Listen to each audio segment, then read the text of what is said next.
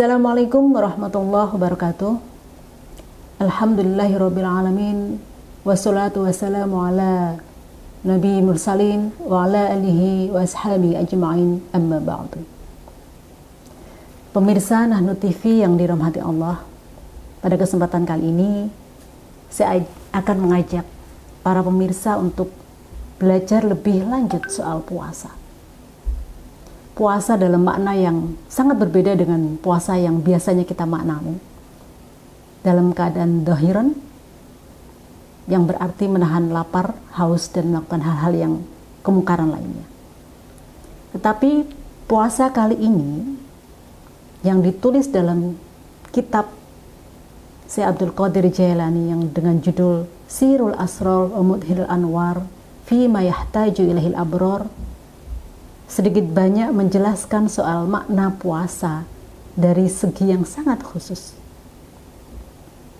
Kitab ini sebenarnya bukan hanya khusus kitab puasa, tapi kitab yang menjelaskan banyak hal tentang tasawuf. Bagaimana hati dijaga, bagaimana jiwa ditata, dan bagaimana ilmu digunakan untuk kesempurnaan manusia. Dalam beberapa bab di kitab ini tertulis juga soal bagaimana manusia bisa melakukan taubat, bagaimana melakukan zikir, bagaimana kita bisa selalu ingat pada Tuhan, bagaimana kita akan meraih makom tertentu, karena ini kitab yang sangat tinggi soal tasawuf ya. Kemudian juga bagaimana kita menyucikan jiwa, hingga kemudian bagaimana kita memaknai ibadah. Dalam kitab ini selain menjelaskan soal tasawuf, kitab ini juga menyinggung soal beberapa ibadah-ibadah wajib. Salah satunya adalah puasa,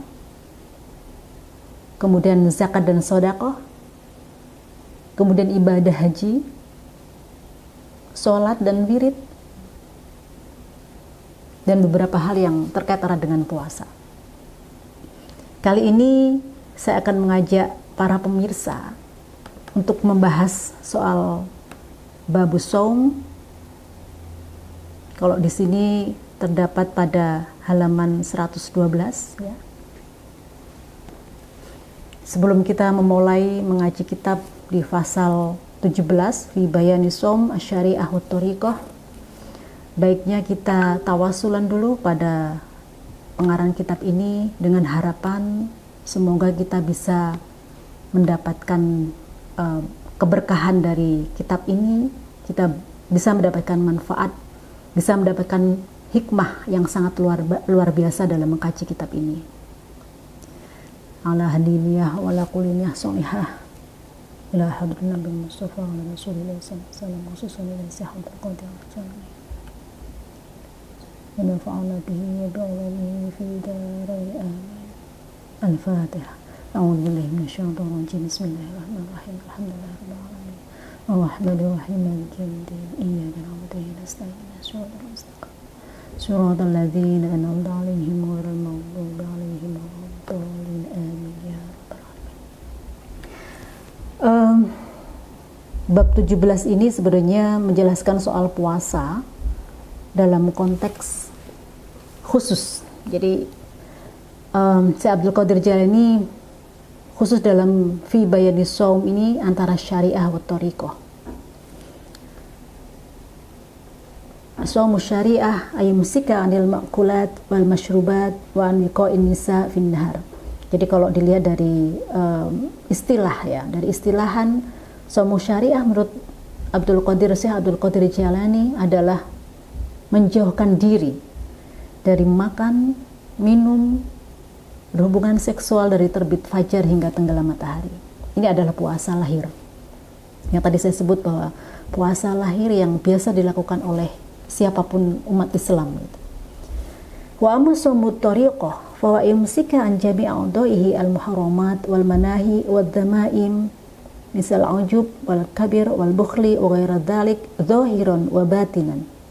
Fa kulluha yubtalu shaumat thariqah Jadi kalau kita lihat dari istilahnya di sini, puasa batin, ya, mungkin kita bisa maknani sebagai puasa batin,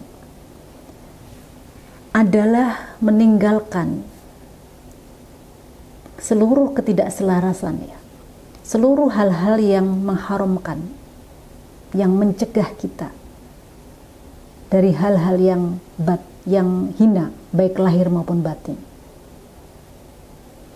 Maka jika saja ada niat buruk dalam hati kita, maka puasa itu akan batal atau rusak. Seperti halnya kita merasa ujub, ya, sombong, riya, kemudian pelit, dan hal-hal yang saya kira itu tidak baik untuk dilakukan. Dan meskipun itu dilakukan dalam batin kita saja, itu akan merusak puasa kita. Oleh karena itu, sawmus syariah muaqqatun wa shaumut thariqah mu'abbatun fi jami'i umrihi. Kalau puasa syariah atau puasa zahir tadi itu dilaksanakan pada waktu-waktu tertentu, yaitu bulan Ramadan atau hari-hari tertentu kalau kita melakukan puasa sunnah yang lainnya. Tetapi shaumut thariqah mu'abbatun fi jami'i umrihi. Jadi dia bisa dilakukan terus-menerus di seluruh umur kita. Falidzalika qala Rasulullah sallallahu alaihi wasallam, rubba shaimin laisa lahu min siyamihi illa al-ju'. Jadi kalau kita lihat, Rasulullah bersabda, banyak orang yang berpuasa namun tidak mendapatkan apa-apa selain lapar dan dahaga. Ada orang yang berpuasa, ya, kamin shaim muftirun wa kamin muftirun shaimun ayyumsik.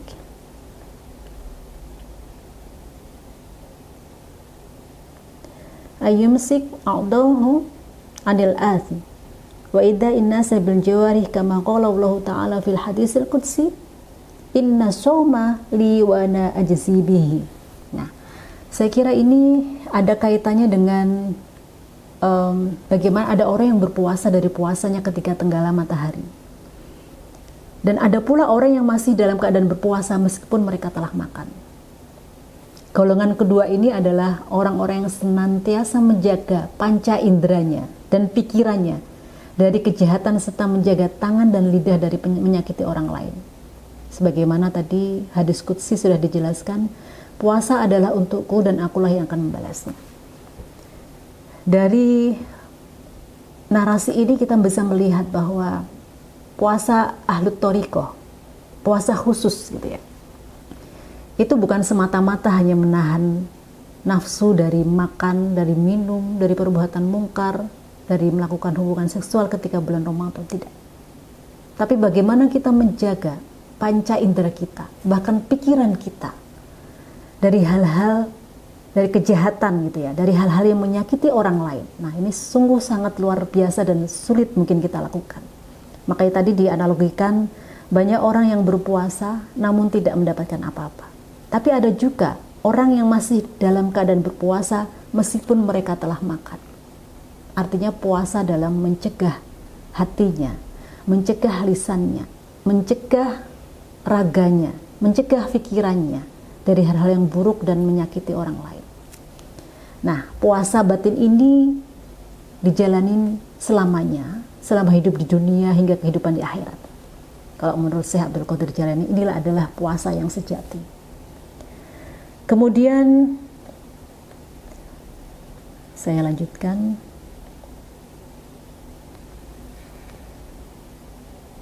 Wa qala Allah Ta'ala fil hadisil qudsi yusairu lis-shaimin farhani farhatun indal iftar wa farhatun inda ru'yati jamali. Nah, di hadis qudsi yang kedua ini, selain hadis qudsi yang pertama yang menjelaskan soal puasa adalah hak Allah Subhanahu wa Ta'ala dan hanya Allah lah yang berhak untuk membalasnya, di hadis qudsi yang kedua ini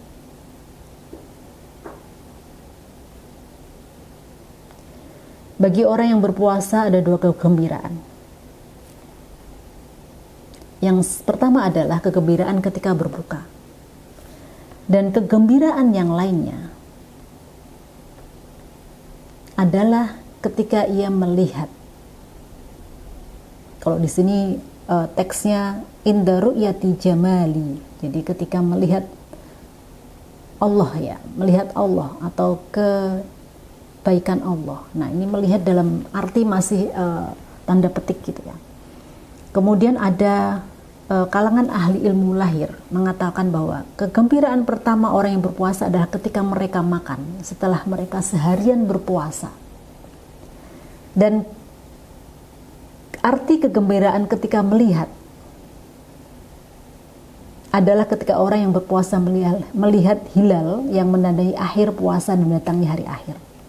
Ini secara lahiriah. Jadi kelompok orang-orang yang memaknai puasa Ramadan itu ada dua, ya, secara lahiriah ada dua. Ketika dia menjelang berbuka dan ketika kemudian melihat hilal berakhirnya puasa atau datangnya hari raya. Ini sangat berbeda dengan orang-orang yang memaknai puasa dari segi batinnya, bahwa makna kegembiraan ketika berbuka adalah kegembiraan yang berpuasa ketika ia masuk surga dan merasakan kenikmatannya ketika melihat hakikat Allah dengan mata hatinya. Nah, ini luar biasa. Dari dua hal ini kita sangat melihat perbedaan bagaimana orang-orang sufi, bagaimana orang-orang yang bersih jiwanya itu memaknai puasa dengan sangat dalam. Memaknai puasa bukan hanya secara lahiriah tetapi batiniah, yang membawa efek bukan hanya ketika saat ini saja tetapi hingga ketika kita di akhirat. Oke, kemudian saya akan lanjut lagi. Wa amma shaumul hakikat. Ini tadi yang saya lanjutkan ya. Qala ahlu syariah al-murad minal iftar al-aqlu inda ghurubi syamsi wa minar ru'yatil hilal fi lailatul aid. Penjelasan sebelumnya. Wa amma shaumul haqiqah, dan puasa bagi orang-orang yang hakikat ya, bagi wa amma shaumul haqiqah fa huwa imsakul fuadi am mahabbah ma siwallah. Masyaallah. Jadi puasa hakikat itu adalah bagaimana mencegah hati dari menyembah selain Allah. Kita mungkin tanpa sadari selama ini kita bukan hanya menyembah Allah, kita menyembah hal-hal yang berbau duniawi. Bahkan kita merasa kehilangan ketika satu HP kita tidak ada di samping kita. Kita tidak merasa kehilangan ketika kita tidak melakukan tadarus atau membaca Quran. Atau bahkan ketika kita lalai atau menunda waktu-waktu kita berjumpa dengan Allah dalam sholat kita. Nah, ini menunjukkan bahwa bagaimana batiniah kita harus dipenuhi dengan Allah, sehingga apapun yang kita lakukan selalu mengharap pada ridha Allah Subhanahu wa taala. Wa imsakus sirri am mahabbatin musyahadatin ghairullah kama qala Allah ta'ala fi hadisil qudsi al-insanu sirri wa ana sirruhu wa sirru min nurillahi ta'ala fala yamilu ila ghairillahi ta'ala wa laysa lahu siwahu mahbubun wa marhubun wa matlubun fid dunya wal akhirah wa idza waqa'at fihi mahabbatun ghairullah fasada shaumul haqiqah falahu qada'u saumihi wa huwa ay yurji'a ila Allah ta'ala wa liqa'ihi wa jazaa'un hadha saumi wa jazaa'u hadhi saumi liqa'ullah ta'ala fil akhirah. Masya Allah. Jadi kalau kita lihat di sini adalah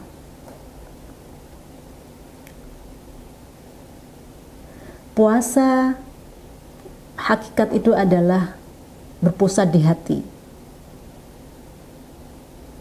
Karena ini adalah hubungannya hakiki antara makhluk dan penciptanya.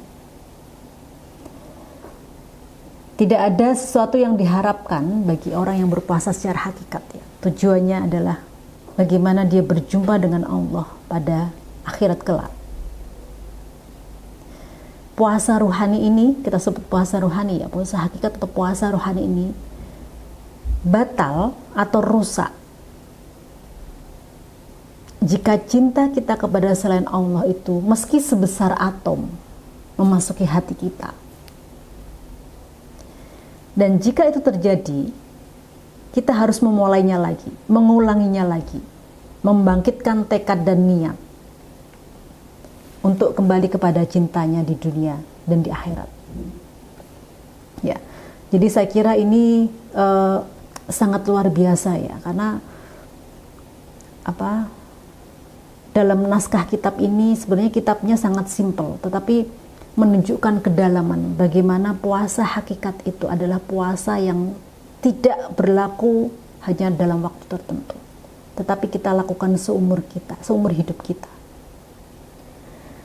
Dan balasan dan rusaknya puasa nurani ini jika kita sedikit saja dalam hati kita berkhianat, melupakan Allah.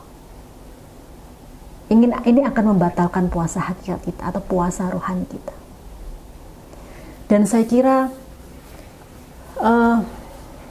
melupakan Allah bukan berarti bahwa kita hanya semata-mata soal hakikat Allah, tapi bagaimana kita juga tidak ikut menjaga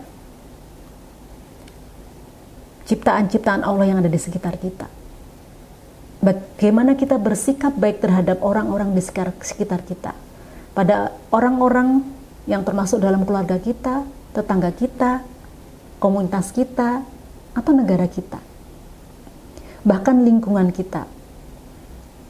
Bagaimana kita bisa berbuat baik terhadap lingkungan dengan menjaga kelestarian lingkungan, dengan tidak membuang sampah sembarangan. Itu adalah salah satu kita menjaga puasa nurani kita. Karena itu, pada kesempatan kali ini saya mengajak para pemirsa semuanya untuk memperbaiki niat puasa kita. Bukan hanya dari segi zahiriyah, tetapi juga puasa batiniah kita. Bagaimana kita memperbaiki diri kita untuk beribadah. Bukan hanya ibadah mahdhah, tapi ibadah sosial kita terhadap sesama, terhadap makhluk Allah yang lainnya, terhadap lingkungan. Karena ini adalah bentuk kita, rasa cinta kita kepada Allah. Sehingga kita berharap kelak ketika kita sudah meninggalkan dunia ini, kita akan selalu mendapatkan ridha Allah, dan puasa kita, baik itu syariah atau hakikat, akan diterima oleh Allah. Karena hanya Allah lah yang akan memberikan balasan terhadap segala upaya yang kita lakukan di dunia ini. Semoga bermanfaat untuk para pemirsa semua kajian kita pada hari ini. Mohon maaf jika ada kekurangan. Wallahul muwaffiq ila aqwamit thoriq. Wassalamualaikum warahmatullahi wabarakatuh.